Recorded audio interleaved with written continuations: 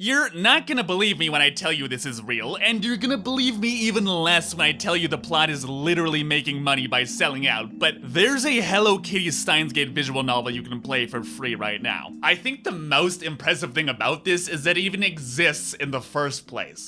Not only is this the single most shameless thing I've ever seen, and remember, I watch like a lot of anime, this feels like it was thrown together in a day to advertise, and I swear I'm not making this up, some random Steins Hello Kitty pop-up merch store in Animate. Sorry, Animate is this big Japanese weeb store. It's rare that a game feels like it has both too much and too little effort put into it, and given how much of Japanese business negotiations involves drinking, exactly like the kind of shit thrown together after a night of various liquids entering and exiting out of both ends. Seriously, I can't emphasize enough that selling out is literally the plot of the story. I mean, basically, they need money, and Hello Kitty just kind of reverse isekais her way into the lab, and they decide on making crossover merchandise as their get-rich-quick scheme. I mean, if you're gonna do something, do it with confidence, I guess, but hot damn, this is worse than the spin-off manga about selling pornographic labmen doujins that was written by an eroge author. I wasn't kidding when I said I was gonna talk about literally every spin-off, by the way. But maybe the wildest part about this is that it's been fan-translated into English by a bunch of absolute chads who, for some reason, decided to do this rather than, you know, literally any of the untranslated stories that you will hear me talk about before long, but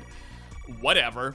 So you're probably curious what exactly the Hello Kitty Steins merchandise looks like up close, and so am I, so I tried to find some, but I, couldn't. Meaning, they didn't even sell that much merch in the first place. Hello? When I say this has both too much and too little effort put into it, this is what I mean. On one hand, they made a whole-ass visual novel. On the other, whole-ass is a pretty generous description because this takes 20 minutes to read and really feels like it was thrown together over the weekend by a bunch of people who were, again, probably drinking far too much. But also, this still does make me really want to give them all of my money, and yet I can't because despite how unrestrained the story is, they still decided that they would only make a very small amount of money from it. Yes, let's all welcome our new overlord, Hello Kitty, aka Lab Member 860, because that says haro in Japanese. So the other thing that I really want to talk about today is the manga adaptation of Henni Kyukan no Octet, which you'll remember is the 8-bit adventure game we played last week that most notably had literally almost zero actual plot. I have no idea how they turned this into a manga, but this is yet another case of I can't believe this actually exists. Like, really, out of all the things you could have chosen to adapt, you went with the one that deliberately does not have a story?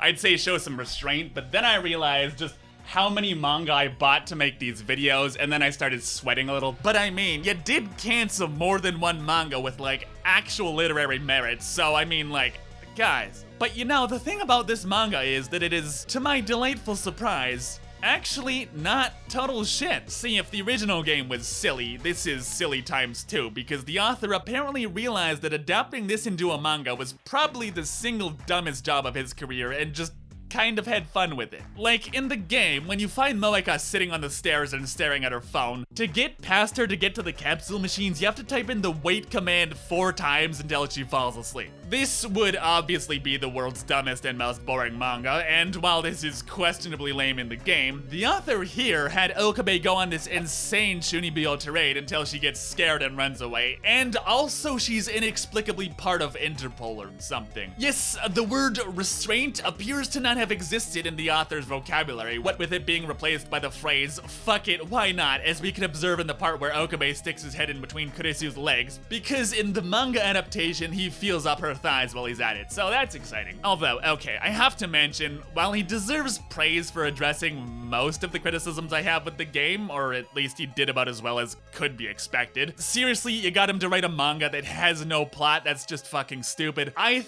think he might have even gone a little too overboard here. I hesitate to bring this up because this is far better than the alternative, but when I have to censor your drawing of a fully clothed Kurisu because of how much detail you decided to add to her crotch area, this is the point where maybe we have to have a little talk. Like this would be a bra moment in literally any other context. Of course, the story basically starts and ends at Fetch Quest, and the climax involves a dude fusing with a computer and almost turning the whole world moe, so don't expect, This is where I'd say don't expect the next Steins Gate, but you can kind of see the problem I'm having with the comparison here. Okay, fuck it, let's get pretentious. Don't expect the next Test of the D'Urbervilles here, because this is taking more piss than your mom on a Friday night. But if you're the kind of idiot determined to read literally every single Steins Gate spinoff, this might tickle your balls enough for a read. Although, working on the assumption that you, don't read Japanese, a fan-translated version of the game is sitting right there, so I don't know why anyone would care about this, let alone watch an entire fucking video of me talking about it. Although I guess I did talk about the Hello Kitty. And check out my video in the game if you missed it. Otherwise, stay tuned for next time when we talk about r/Steinsgate's favorite manga, Brownie in Motion. As always, thank you so much for your time, friends, and I will see you in the next video.